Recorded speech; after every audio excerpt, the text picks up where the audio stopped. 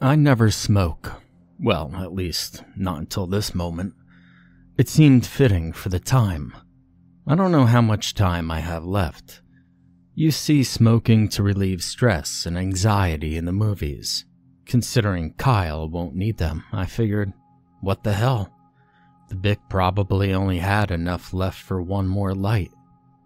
It's been years since I was this alone. No friends, no food, no water. I don't think I'm going to survive much longer. I wish I had a signal so I'd be able to tell my family goodbye. Tell my girlfriend, Naomi, I love her, and that it'll be okay. I wish I could talk to Kyle's family. The same for Pat and Aaron's. Unfortunately for us all, no one will know of what happened to us. I'll be lucky if this shows up anywhere. If anyone does find it, I don't know if anyone would believe it. But here goes nothing. It was spring break. Pat had a rich uncle who had a house in Belize. San Pedro, to be exact. This place was nice. We joked that Pat's uncle was running drugs for El Chapo to afford it. But really, he was just a successful stockbroker, and a really good one. Anyway, he let us use the house since he wouldn't be around. We were all seniors at Columbia, and a long break was needed. I mean, even as a history major, I was under a ton of pressure. We took the offer. Pat and his girlfriend Megan, Aaron and his girlfriend Jamie, and Kyle went by himself because, well, Kyle had the highest sex drive of anyone I knew. I, of course, brought Naomi. We all looked forward to cutting loose. San Pedro was beautiful. Pat had a friend, Juan Luis, who knew the best spots for us to go. Plus, his uncle kept a lot of liquor at the house, and not the cheap kind of stuff either. I'm talking the guy had an open bottle of Johnny Walker Blue with 2 unopened on backup.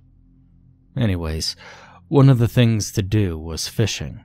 Belize, among other things, was known for its fishing.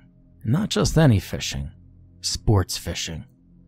Granted, it was March and the most common fish were not the exciting kind, but there were still good chances at marlin and sailfish.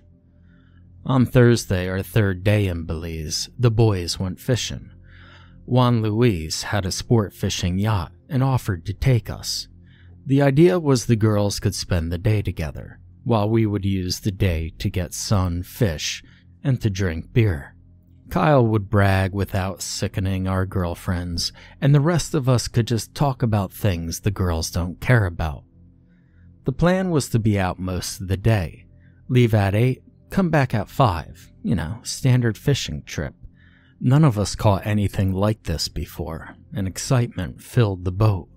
We brought a cooler full of beer, Modelo, Dos Equis, Blue Moon, and Miller Lite. We brought sandwiches and snacks as well, and when we set sail, everything seemed to be fine. The sky was clear, allowing for a beautiful red sunrise to wake us up. Around 9, Juan Luis let us sit in the ocean. We were pretty far offshore. We could see San Pedro, but not much else. Lines dropped, bottles cracked, and it was smooth sailing. Aaron sat down wearing his life vest, completely scared of drowning. We had to beg him to come. He dropped his line and talked about how Jamie wanted to get engaged soon, and his own fears. Sure, he loved the girl, but worried he didn't sleep around as much as a man should. Kyle encouraged a break. Pat and myself told him not to. Now, Aaron grew up the youngest of 6. His brothers were athletes and traditionally masculine. All of them got into state schools on scholarships. Aaron pushed himself academically and earned a scholarship on brain power, much to the disparagement of his father. He was a law major. And while Aaron was telling his story, Pat spotted a visitor, a small shark. It swam towards us, probably for the bait. We got a close look at it. Aaron reeled up, not wanting to lose the bait, and the shark circled and left. Fishing resumed, as did the conversation. Juan Luis moved us further away from shore as there wasn't any sign of marlin, and most catches being wahoos or permits. After stopping with San Pedro being not much more than a dot on the horizon, we continued, and then Pat caught the first marlin. I got the second, and Aaron caught one. Kyle was smoking and chatting about this one cheerleader from campus. The fun was ramping up. Juan Luis moved towards us, wanting to join the fun, but no one saw the rogue wave that hit us. Now, I don't know how waves work, I'll admit that, but a 10-foot wave that appeared out of nowhere on a sunny day did not seem possible. But it happened, and it pushed on us hard. Aaron went overboard. Juan Luis was flung further away. Thankfully, we didn't capsize. But Aaron was pulled aboard by Kyle, the strongest of us.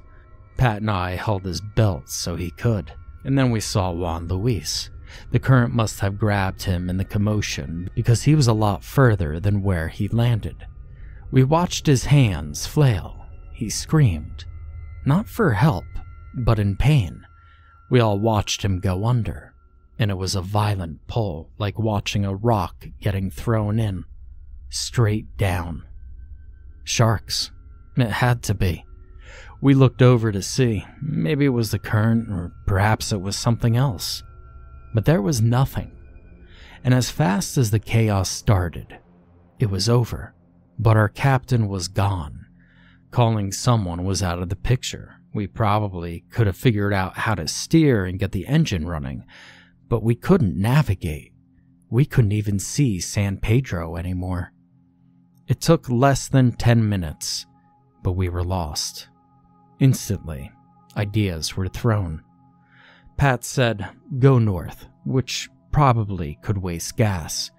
Kyle said, "Wait," which seemed reasonable. We could drop anchor, but we didn't have service to call, nor did we have a lot of food. The yacht didn't have a stove, so we couldn't boil water. And Aaron said nothing. I couldn't think of anything better, so I sided with Kyle. In the open water, we sat in silence. The beer was gone, and what we didn't drink, we tossed. We put the food inside to keep it out of the sun.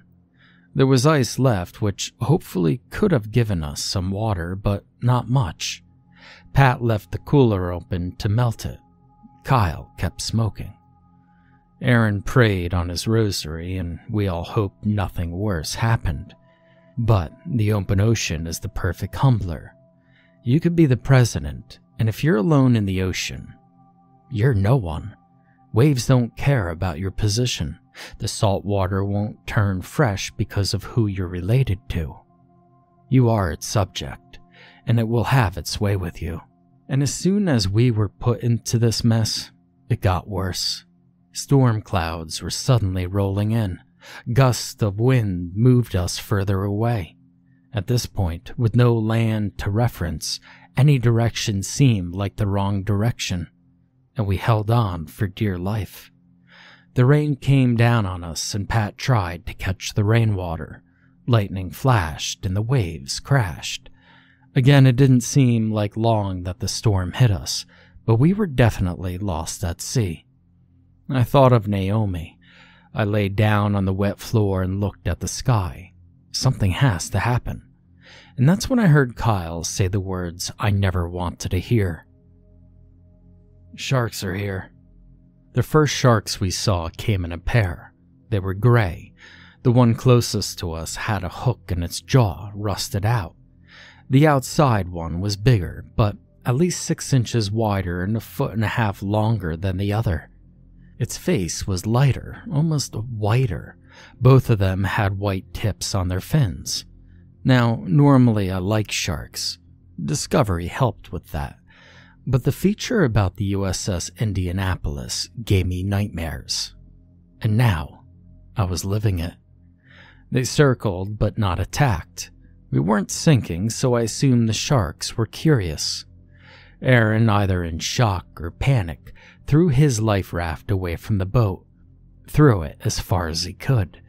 It landed an okay distance, enough to get the shark's attention. I checked my phone. The first contact with the sharks was at 5 o'clock. We were supposed to be back by now, and the girls must have been worried. They had to be. Hopefully Pat told Megan to call someone if we didn't come back, and I prayed that he did. I'm not religious, but I knew that I was meeting God, in the sense of discovery, of rebirth, in the sense of an almighty power, in the sense that only through strength one could survive the challenge, like Job or Abraham. They had to prove themselves, and so staying alive was my challenge. Pat divided his sandwich. While not big to begin with, there wasn't much. I ate my sandwich earlier on, around 11:30. Aaron ate his at 1, not long before the wave hit. And none of the snacks we brought would be helpful. Chips and popcorn were not ideal for being stranded. It'd be enough to survive, maybe, but we needed water. The ice and rainwater wouldn't last us forever. And pretty soon night fell on us, and we tried to sleep. My dream that night was absolutely trippy. It started with me having sex with Naomi in a room full of dream catchers. She put her fingers to my lips and whispered, "You have a chance at life." From there, I was fully clothed, walking to the casket of Emmett Till. I stared into his bruised, wet face. The image from high school history burned into my skull. His eyes opened and he reached out, and I woke up. But at this part, I knew I was still dreaming. I was in therapy talking about life, and a vinyl record player kept scratching. Music was trying to come out, but it wouldn't. And as I spoke to the psychiatrist, the office started to flood. Then I was back in Columbia, at my desk, with a math test on it, the professor looking at me, about to yell at me for being naked. And then that's when Pat woke me up, and he held the flare gun. He sat us down at the stern and faced us. He said, "We're stuck. We're in a bad spot, and if we're going to be honest, unless we work together, we won't last long. So I'm going to propose some ideas." The first idea: no cannibalism until one of us was dead. We had to have died first. The second idea: no one eats unless they have to. The third idea: every 4 hours, try to rest and keep watch for boats or planes. We all agreed. It seemed pretty basic, but as long as no one turned on each other, we could remain together. It all seemed like a fever dream, and I tried to go back to sleep, but I was too freaked out. The next morning, the sunset was red again, and it hurt my eyes to see it. I felt tired. Aaron was up shivering. I said, "What's the matter?" It was a dumb question, but I wanted to know exactly. And then Aaron told me. He said, "I promised myself I was going to end up dead before I was 40. I wanted to show that I could do it, but I can't. I should have stayed in San Pedro. I want to tell Jamie that I do want to marry her. I do." And about now, the shock was setting in. I sat next to him. I held him a little bit. By 9, Kyle and Pat were awake, and Kyle looked like shit. His skin was already showing signs of dehydration. Between the smoking and the beer, he was the worst off. We were all in bad shape. I had at least 4, and I know Pat had 6. Aaron, maybe 1, and Kyle easily had 10 beers. Of course, this was during the day. This time, a third shark came towards us. Same species as the others, but larger, easily 15 feet. It was wide. It hit the boat on the starboard. Not a curious nudge, but a severe hit. It knocked the yacht a couple of degrees in the opposite direction. We stared in shock as the shark circled around us, giving a nudge on our port side. Aaron screamed a prayer against the shark, begging Jesus to send it away. The shark came closer again. This time it circled a few times before the fin went under. Now I looked over to Pat. We didn't think that divine intervention played into what happened. We were hunted. Rationing the food became hard. Pat's phone died, the first one of ours to go. Well, technically the second, because Aaron's was ruined when he went overboard. Kyle tossed his empty cigarette box and opened a fresh pack. At around 11, Pat passed out the water that we had left. But even that wasn't enough. If we kept like this, we wouldn't make it another 2 days. And then finally I spoke. We need to move inland. Maybe if we try east, it could work. Pat said, "Why east?" I said, "Well, think about it. We probably went west to come out this far. If we go east, we might be able to see some land or some kind of settlement." Kyle and Aaron voted to agree with me. Begrudgingly, Pat agreed.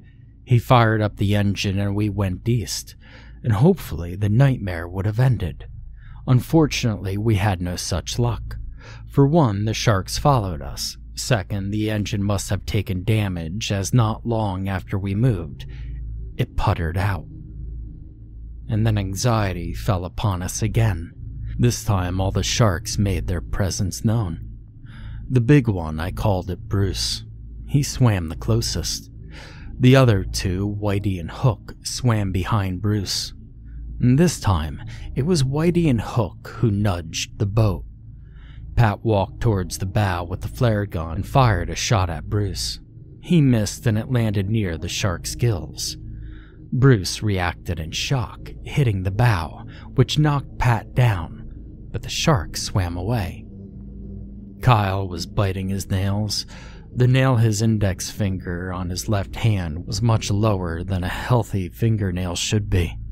His finger must have been burning. I noticed that Pat was guarding the food more and more. He didn't trust us to go for it. And as night fell, the sharks returned again, like a parasite. This time it was only Whitey and Hook, but they were getting bolder, biting the stern. Aaron swung with the fishing rod, but to no avail. He was weak. After 2 strong swings, he realized that it was just absolutely futile. Kyle started jumping on the boat in an attempt to scare them off. After 3 strong jumps and a 4th weak one, they left. But Kyle was gaunt. Pat and Aaron weren't looking so great either, and while I wasn't going to waste whatever battery I had left to check myself in the camera, I knew I wasn't looking good, and I could feel myself getting weaker. By 6, our last water was gone. We had to resort to drinking our piss. Each of us had a designated bottle, and throughout the night, we would try to piss. When we could, we would drink. Aaron refused, claiming he didn't need to go, and at this point, it was getting harder for all of us. By 8, we ate scraps. I looked at my barely healthy friends, and I felt myself eyeing up who would die first. Looking at your friends with the idea of cannibalizing them is never pleasant. I had to fight those urges. There was at least 1 knife on board, and at this state, it would be easy to slice one of their throats and dig in. But I couldn't. I wouldn't allow myself to, and as much as I loved Naomi, my mom, dad, and brother, I could never do that. If it came to it, I would just off myself. Night fell and sleeping wasn't going to happen. Pat was scaring me as he hoarded the flare gun, plus a knife. He also held control over the food. If anyone had the potential to kill, it was him. I couldn't sleep, and if I did, it wasn't for very long. I woke up about 3 a.m. I saw someone leaned over the port side. Aaron, and he was taking massive gulps of seawater. I grabbed his shirt, yanked him up. He screamed and yelled, and I slapped him. I tried to burp him, to punch him in the stomach. I woke up Pat and Kyle. It was too late, though. The amount of seawater that Aaron drank had doomed him. But something far scarier was happening. We were sinking. The sharks were back again today, and again, they circled but didn't touch us. They just kinda stayed at the bow, and by nightfall, we would be mostly submerged. Thankfully, Juan Luis had an inflatable raft. It had a pump, and we all took turns pumping it. Except for Aaron, he was ranting about God, Moses, Satan, hell, you name it. Pat was getting angered by it, though. Kyle and I feared Pat at this time. As we saw the food was getting lower, we assumed it was Pat. The captain's area, or hole, or whatever, was covered in strange markings. Some were caveman-style drawings, others were phrases. Bait, predator, east, hunger was the drive, driven. At one point, when Pat was pumping, I peed into my bottle and I looked over to Kyle. "I think Pat's gone crazy," I whispered to him. He nodded his head in agreement. We were worried about what he might do, and Kyle suggested we just let him work through it. And while I was pumping, Pat walked up to the chanting Aaron. He yelled, "You stole fucking food." And Aaron responded, 5 loaves of bread and 2 fish. Then Pat said, "Fuck you," and I stopped pumping. "The Lord is my shepherd, I shall not want," Aaron replied. But before Kyle and I could do anything, Pat took out the knife and stabbed Aaron right in the stomach. The serrated edge cut through Aaron's dehydrated skin without much resistance.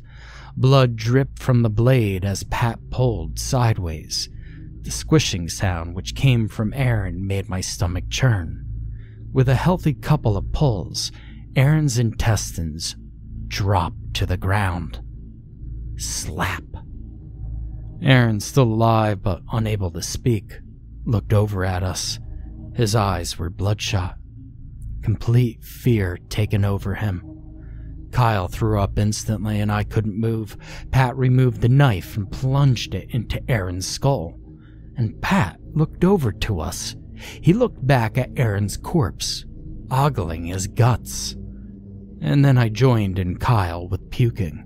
The noises that Pat made while he cannibalized Aaron. The noises that Pat made while he cannibalized Aaron could never be recreated. He seemed to enjoy the rawness of it. Like an animal, he bit, tore. He licked the blood that he could. He only ate the organs. Kyle watched in complete horror, unable to move, and I said, "Fuck it." I focused on pumping up the inflatable, pushing through the burning on my arms and back. When Pat finished, he pushed what he could of the body into the ocean, and the sharks took it with them. With the raft nearly done and almost half the yacht underwater, I curled into the fetal position and waited. Pat was now sobbing, begging for mercy to God. But I couldn't shake that image of Aaron. All he wanted to do was to live, be happy, have a family. Now he was gone. What Pat did took away the human part of Aaron. He was just meat on the deck. And Pat didn't have a soul, and I think he knew it. For the night, the sharks were happy. I woke up surprised that I couldn't sleep at all. The replay of Pat's monstrous action plagued my dreams. My back was wet, and the bow finally touched the water. The raft was ready. I heard banging and looked over, and Kyle was wrestling Pat, but Pat was winning. He was slamming Kyle's head onto the deck, grabbing his throat. I broke away to see that Bruce was the only one circling. I moved in. I pushed Pat as hard as I could, which was enough to knock him over. Kyle began punching him in the face. He grabbed Pat's head and slammed it into the deck, pushing into his eyes, and then I pulled Kyle away. Kyle looked at me. He was like, "Why?" And I told him, "Because we're still human." Pat looked at us with shame on his face. He took the knife, the one he used on Aaron, and handed it to Kyle. He reached into his pants and gave me the flare gun. Pat closed his eyes and, without another word, jumped into the ocean. Bruce opened his jaws, bit Pat's torso, and dragged him to the depths, blood flowing close behind him. Without Aaron and without Pat, we embarked on the raft and went away from the fishing yacht. We paddled when we could. We tried to drift back, but we were lost, out in the open. One bite from Bruce or even the other two sharks, and we were as good as dead. Kyle's phone had died and mine was close. I guess being stranded meant not needing social media. I looked at Kyle, and by this point, he was a skeleton. He was skinny when we first started this trip. He was dying. We both knew it but didn't say anything, and he began to cry. It was me who ate that food. I killed him. I did this, Kyle said. I stared at him, too tired to respond. I'm a bad person. I used others to get where I was, and I allowed others to take the fall. I have no excuse. I'm sorry, he said to me. He stood up. I was too. I was sorry to everyone. I was sorry to Aaron's family, who would never find their son, and if they did, he wouldn't look human. A son who was a victim of cannibalism. Shark bait. I'm sorry to Jamie, who wanted to marry Aaron so bad and will never be able to. The future kids they could have had that will never be. I'm sorry to Pat's family. They'll never find their son either. And if he survived, he would have been broken for killing his friend and for attacking another. And I'm sorry that Megan will live by herself, surviving her own loss.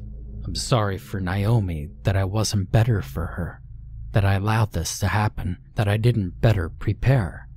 And I'm sorry for Kyle too. Sure, he didn't always treat women the best, nor was he going to change the world in any significant manner. He wasn't bad, he wasn't evil. He was just lost as we are now. I looked at Kyle and I said, Dude, you're not bad. We all make mistakes, this isn't your fault. Kyle put his cigarettes in the middle of the raft. Light one for me, will ya? He asked me. I did. He puffed it. You never smoked, he said. I nodded. It's bad for you. He laughed and he coughed. His hand dragged in the water. We sat in silence. He enjoyed his cigarette, and I lay there looking at the sun. It was beating down on us, going on 6 days. The sun dried our skin out, burned our skin. A fin broke the surface. It was Hook, and Whitey was not too far behind. Those bastard sharks never did leave us alone, did they? No. Should we tell them that we don't taste good? I don't think they care. Guess not. Do me a favor. Don't let them get me, Kyle said. He moved his hand into the raft. Of course not, Kyle. Good. The cigarette dangled from Kyle's mouth as he spoke. Growing up, I used to love sharks, Kyle stated. You ever think you'd die by them? Nah, I didn't even think they'd get me. Good luck. Thanks. It took a moment to realize that Kyle died just as the sharks appeared. I moved his hand away from the ocean. The cigarette that dangled blew into the water. The big fin of Bruce appeared. I reached into Kyle's pocket and grabbed his lighter. I grabbed the damp cigarette box and took one out, and I lit it. The sharks are gaining. My phone is dying, and I don't know if I'll live to see the outcome. Hell, I don't know if the story will even survive. And if it does, Mom, Dad, I tried.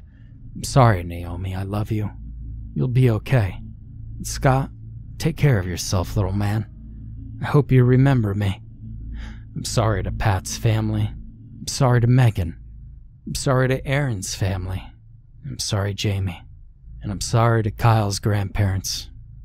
He was a good kid.